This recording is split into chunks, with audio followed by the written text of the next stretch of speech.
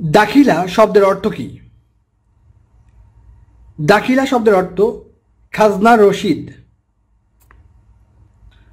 দাতব্য শব্দের অর্থ কি? দাতব্য শব্দের অর্থ হচ্ছে দানযোগ্য।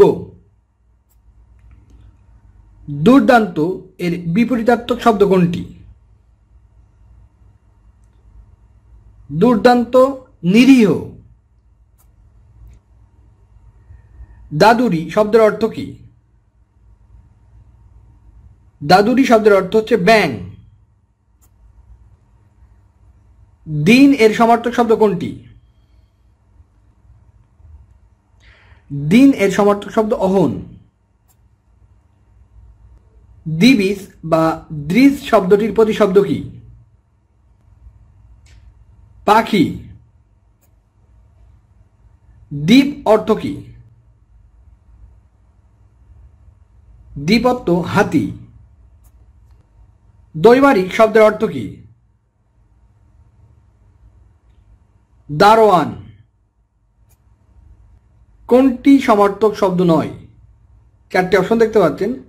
কামিনী, রমণী এবং ললনা নারীর প্রতিশব্দ, কিন্তু দামিনী শব্দের অর্থ হচ্ছে বিদ্যুৎ। দিবস শব্দের সমার্থক শব্দ কোনটি? দিবস শব্দের সমার্থক শব্দ অনহ। দহিত্র অর্থ কি? কন্যার পুত্র, নাতি।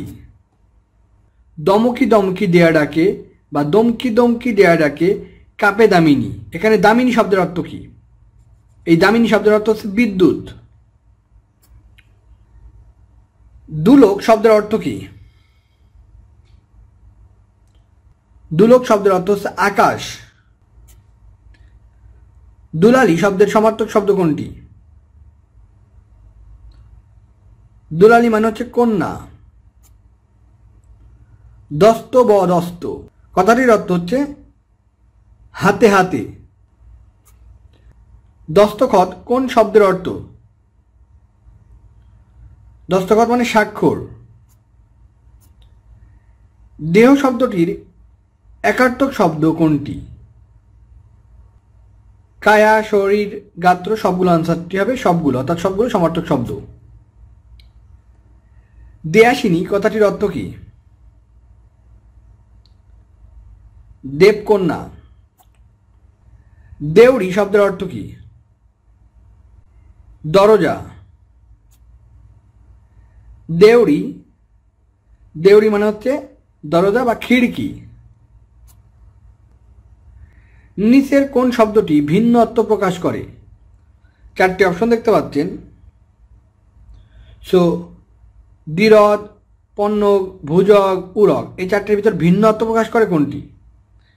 অ্যান্সারটা হবে দ্বিরদ। দ্বিরদ শব্দের অর্থ হচ্ছে হাতি। আর উরক, পণ্যক আর ভুজক শব্দের অর্থ হচ্ছে সাপ। নিচের কোনটি দেহ শব্দের সমার্থক নয়? গাত্র, তনু, গা দেহ শব্দের সমার্থক শব্দ, কিন্তু নেত্র শব্দের অর্থ হচ্ছে চোখ। অ্যান্সারটা হবে চোখ, নেত্র। দেয়া শব্দের সমার্থক শব্দ কোনটি? আঞ্চলিক ভাষায় দেয়া বলতে আমরা আকাশ বোঝাই, এখানে সেটাই বোঝানো হয়েছে, অর্থাৎ দেয়া শব্দের অর্থ হচ্ছে আকাশ। তো এই ছিল আজকের মতো। তো যারা নতুন এখনো আমাদের চ্যানেলটি সাবস্ক্রাইব করেনি তারা অবশ্যই আমাদের চ্যানেলটি সাবস্ক্রাইব করে আমাদেরকে উৎসাহিত করবেন। সবাই ভালো থাকবেন, ধন্যবাদ, আসসালামু আলাইকুম।